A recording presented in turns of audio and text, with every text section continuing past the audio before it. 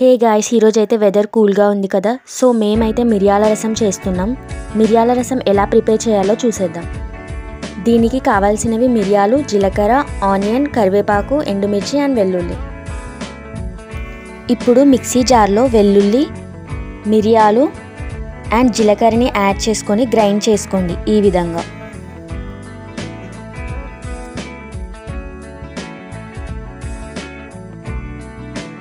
ఇప్పుడు చింతపండుని నానబెట్టుకొని పెట్టుకోండి. నెక్స్ట్ ఆయిల్ వేసుకొని దీంట్లోకి జీలకర్ర, ఆవాలు, ఎండుమిర్చి, కరివేపాకు, వెల్లుల్లి అండ్ ఆనియన్, అల్లం వెల్లుల్లి పేస్ట్ అండ్ పసుపు వేసుకొని వేయించుకోండి. అది వేగాక నానబెట్టుకున్న చింతపండు గుజ్జుని వేసుకోండి.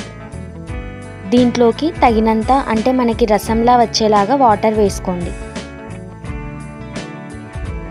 ఇప్పుడు ఆ గ్రైండ్ చేసుకొని పెట్టుకున్న దాన్ని దీంట్లోకి వేసుకోండి. లాస్ట్లో సాల్ట్ని యాడ్ చేసుకొని బాగా మసలనివ్వండి.